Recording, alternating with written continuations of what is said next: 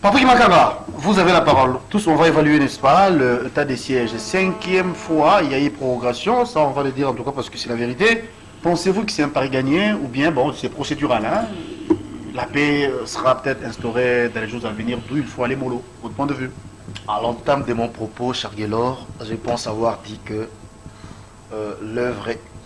une œuvre humaine ne manque pas des imperfections. Exact. Voilà. Et en plus de cela, je pense aussi, et ça j'informe à tout le monde, même à ceux qui nous regardent et à mes co-débatteurs, nous au sein de l'Union sacrée, nous ne sommes pas de ceux qui appellent rouge ce qui est noir, qui appellent blanc ce qui est bleu. Ne vous en faites pas, nous condamnons le mal, parce que nous regardons vers le peuple. Ce pays a vécu des décennies, plusieurs décennies, où le peuple a été abandonné, où il y a eu fossé entre la politique et la population. Et aujourd'hui, ce fossé est en train d'être remblayé avec l'actuel chef de l'État par les biais de cette union sacrée pour la nation, bien évidemment. Cher Guélor, je vais vous dire ceci.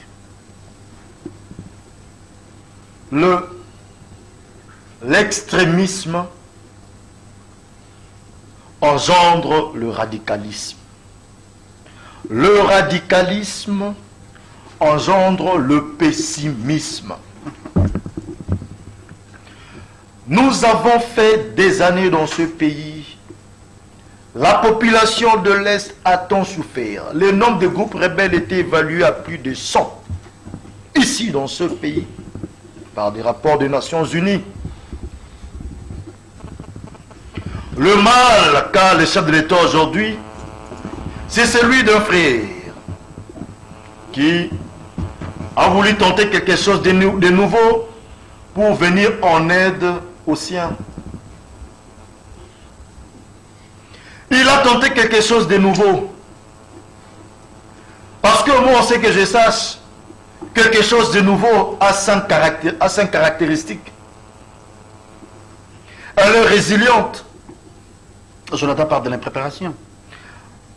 Quand on tente quelque chose de nouveau, on enrichit notre vie.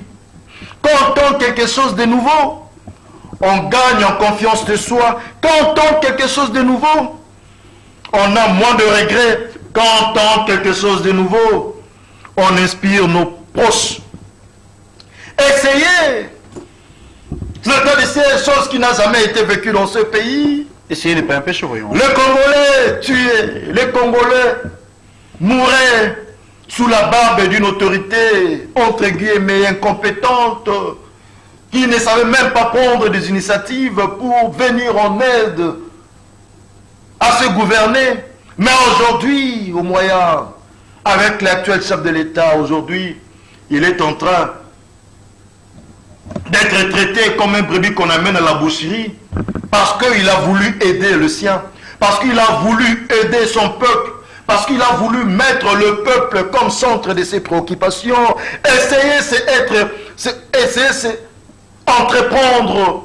Essayer, c'est risquer. Essayer, c'est s'ingénier. Essayer, c'est expérimenter. Aujourd'hui, nous avons expérimenté le tas de sièges dans notre pays. Le tas de sièges a été expérimenté. Vous voulez regarder le mauvais côté des choses, mais vous oubliez le nombre de redditions de groupes armés dans ce pays.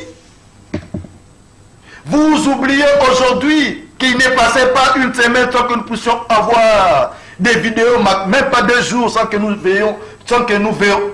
puissions voir des vidéos de nos compatriotes lâchement abattus comme des moutons.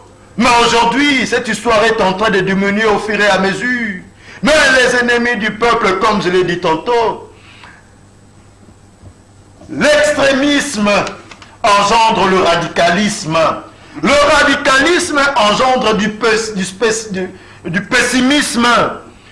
À l'heure actuelle, ça ne sert à rien d'être pessimiste. C'est le temps où les vrais Congolais sont en train de travailler pour venir tant soit peu en aide aux Congolais qui ont longtemps été abandonnés.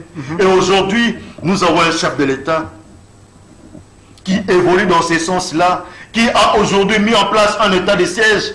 Je vous dis, il y a plus de 20 groupes armés qui se sont rendus, qui ont déposé leurs armes. Je vous dis, si vous n'avez pas si les gens n'ont pas des informations, donc je comprends qu'ils les font sciemment. L'état de siège évolue bien.